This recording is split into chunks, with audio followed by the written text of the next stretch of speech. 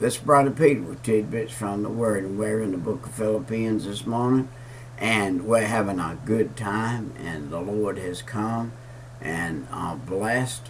When we get up in the morning, if we're not careful, we'll get our mind on our own selves, and we'll mope around, and we'll not prosper properly in our physical life.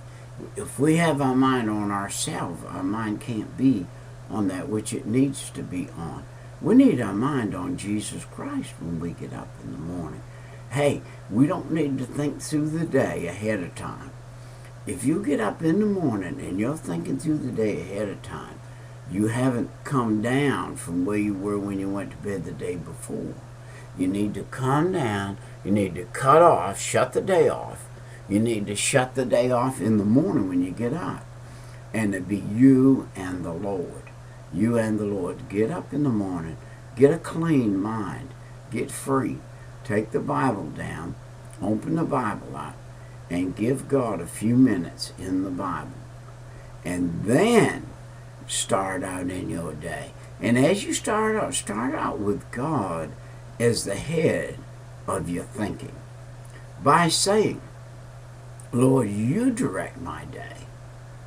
Don't get in your mind a hope. You be in a muddle before you leave for work.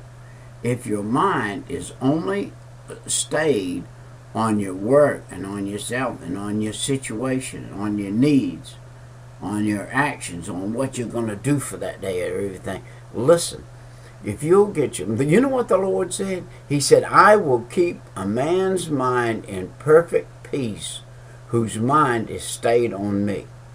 If you got your mind stayed on the Lord, your life will be in perfect peace.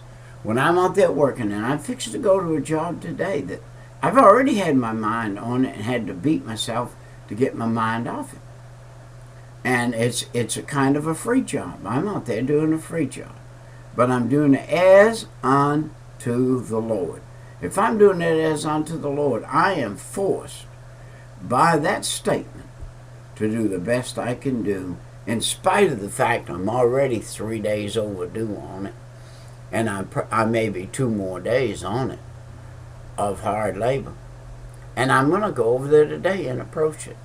I got 6 or 7 hard hours today, and I won't be done, just to make it be as unto the Lord. I could pass it off just like it is, as Peter did it, but that's not what I want. I want it done as unto the Lord. And if you're going to do something, do it good. If you vow a vow, and I vowed a vow, I put my foot in my mouth, I put the other foot in this side of my mouth over here. And now I'm having to finish up a vow that I made to the end. Now, if you vow a vow, you better keep that vow. Now, I need to get back in the book. I'm doing what Brother Larry said, don't do. Don't chase rabbits. It's been a while since I've been in this, in here on the YouTube. And it's been a while since I put one of these on the screen. And because of that, I'm back to where I was originally in chasing rabbits. I love to hunt rabbits. All right, let's go on more. Sincere and void of offense.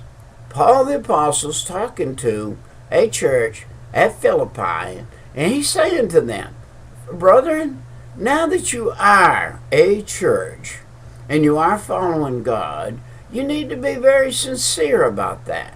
You need to be as sincere following God as you would be being a husband or a wife or a mother or a father. Now, there's no mother or father out here that's not sincere. If they are, they're not a good mother and father. And if you're following Jesus Christ and you're not sincere, then you're not a good follower. To be a good follower takes stewardness. You got to be a good steward. Are you a good steward in your life of what's around you? Do you go to work every day and do you say, hey, there's a promotion coming up? Are you in line? If there's a promotion coming up where you work, are you in line for that promotion? Or are you one of those that's obscure and they say there'll never be a promotion for that man unless he has a change of heart? Are you in a line for a promotion in the Spirit of God, in the worship service, in praying, in reading your Bible? Are you in line for a promotion? Can God say, now that you've opened your Bible this morning, I'm going to give you a promotion and I'm going to show you what this word is really saying? Are you in line for that promotion today?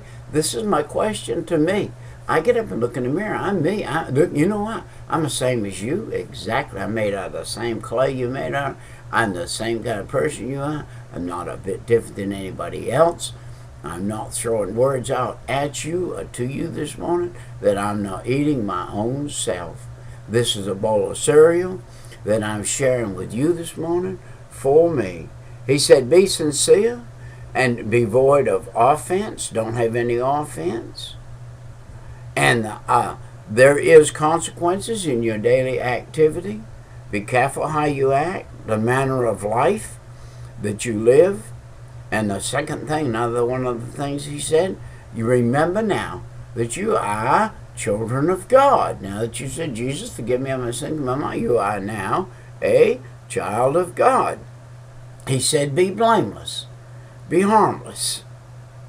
And the results of this will be that you will grow in spirit and in wisdom and in victory over the circumstances that are thrown at you in your life. Have you got victory or have you got defeat? Does everything in the world defeat you? Or does everything in the world offer you the opportunity to come up with a victory? Wow, that's what you want.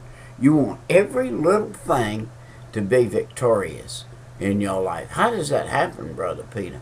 It happens by keeping your mind stayed upon Jesus Christ. If you don't keep your mind stayed on Jesus, every little thing that comes by will whip you to death.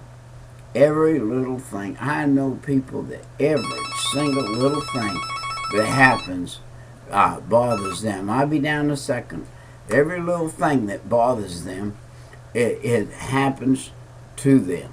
And so that's the problem with not keeping your mind upon the Lord. Now, ultimately, realizing that we have a divine purpose. We have a divine purpose. Now that Jesus saved us, now that we're on our way to heaven, Paul said, now Philippians, you're on your way to heaven. You have a divine purpose. And your purpose is not to serve yourself, not to just make yourself happy, but to do what God would have you to do and give somebody else the same opportunity to get in the position that you are in now, where they can start to grow and follow the Lord. Abiding, abiding, abiding. He has an appeal in here. In his second chapter, he appeals to these children, newborn babes in the Lord.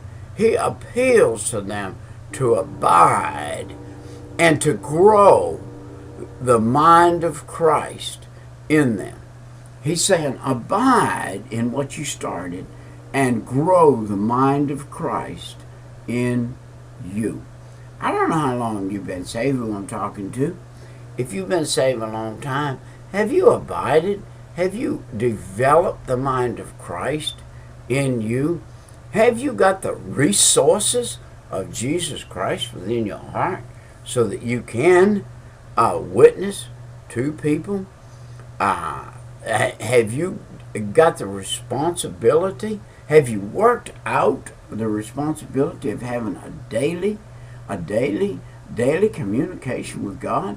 His communication wants to be 24 hours a day, 7 days a week, 365 days a year. That's what he wants. How much do you give? How much communication do you feel like you have one-on-one with God? I got news for you. When you get saved, he's got every second of the day in communication with you. All you have to do is acknowledge it. It's just like that finger